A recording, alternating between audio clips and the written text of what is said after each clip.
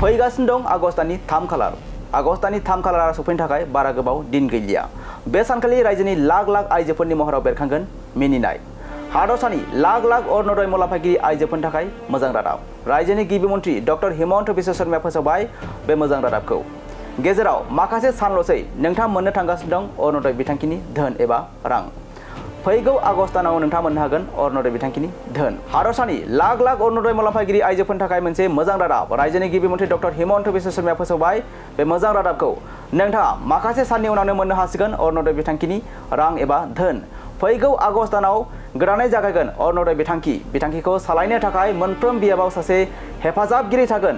लाख लाख अरुणोदय मुलाम्फागिरिफोरनि थाखाय मोजां रादाब हादरसा सरकारनिफ्राय। बे बारनिफ्राय बेंकआव रां जमा खालामोब्ला नोंथाङा हेफाजाबगिरिनो फोरमायनो हागोन। अरुणोदयनि सायाव जेंना दङब्ला नोंथांनि थाखाय सुस्रांनायनि राहा फैगासिनो दं। आसामनि मोनफ्रोम बियाबाव थिसननाय जागोन अरुणोदय बिथांखिनि हेफाजाबगिरि। गोदानै अरुणोदय बिथांखि मोननो नागिरनाय साफ्रोम मुलाम्फागिरिफोरा गोदानै आर'ज गाबनो हागोन एबा एप्लाइ खालामनो हागोन। बे बारनिफ्राय जिल्ला कमिशनार रेभिनिउ सार्कल मावख'फोराव थागोन हेफाजाबगिरि।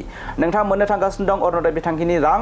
फैगौ 3 आगस्टआव नोंथांनि बेंक एकाउन्टआव हाबगोन अरुणोदय बिथांखिनि धोन एबा रां। हादरसानि लाख लाख अरुणोदय मुलाम्फागिरि आइजोफोरनि थाखाय मोनसे मोजां रादाब। रायजोनि गिबि मन्त्रि डक्टर हिमन्त बिश्व शर्माया फोसावबाय बे मोजां रादाबखौ। नोंथाङा माखासे साननि उनावनो मोननो हासिगोन अरुणोदय बिथांखिनि रां एबा धोन। फैगौ आगस्ट दानाव गोदानै जागायगोन अरुणोदय बिथांखिखौ सालायनो थाखाय मोनफ्रोम बियाबाव सासे हेफाजाबगिरि थागोन। लाख लाख अरुणोदय मुलाम्फागिरिफोरनि थाखाय मोजां रादाब हादरसा सरकारनिफ्राय। बे बारनिफ्राय बेंकआव रां जमा खालामोब्ला नोंथाङा हेफाजाबगिरिनो फोरमायनो हागोन। अरुणोदयनि सायाव जेंना दङब्ला नोंथांनि थाखाय सुस्रांनायनि राहा फैगासिनो दं। आसामनि मोनफ्रोम बियाबाव थिसननाय जागोन अरुणोदय बिथांखिनि हेफाजाबगिरि। गोदानै अरुणोदय बिथांखि मोननो नागिरनाय साफ्रोम मुलाम्फागिरिफोरा गोदानै आर'ज गाबनो हागोन एबा एप्लाइ खालामनो हागोन। बे बारनिफ्राय जिल्ला कमिशनार रेभिनिउ सार्कल मावख'फोराव थागोन हेफाजाबगिरि। नोंथाङा मोननो थांगासिनो दं अरुणोदय बिथांखिनि रां।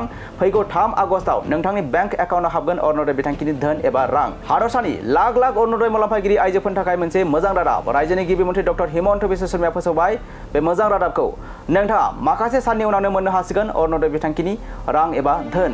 फैगौ आगस्ट दानाव गोदानै जागायगोन अरुणोदय बिथांखिखौ सालायनो थाखाय मोनफ्रोम बियाबाव सासे हेफाजाबगिरि थागोन। लाख लाख अरुणोदय मुलाम्फागिरिफोरनि थाखाय मोजां रादाब हादरसा सरकारनिफ्राय। बे बारनिफ्राय बेंकआव रां जमा खालामोब्ला नोंथाङा हेफाजाबगिरिनो फोरमायनो हागोन। अरुणोदयनि सायाव जेंना दङब्ला नोंथांनि थाखाय सुस्रांनायनि राहा फैगासिनो दं। आसामनि मोनफ्रोम बियाबाव थिसननाय जागोन अरुणोदय बिथांखिनि हेफाजाबगिरि। गोदानै अरुणोदय बिथांखि मोननो नागिरनाय साफ्रोम मुलाम्फागिरिफोरा गोदानै आर'ज गाबनो हागोन एबा एप्लाइ खालामनो हागोन। बे बारनिफ्राय जिल्ला कमिशनार रेभिनिउ सार्कल मावख'फोराव थागोन हेफाजाबगिरि। नोंथाङा मोननो थांगासिनो दं अरुणोदय बिथांखिनि रां। फैगौ 3 आगस्टआव नोंथांनि बेंक एकाउन्टआव हाबगोन अरुणोदय बिथांखिनि धोन एबा रां।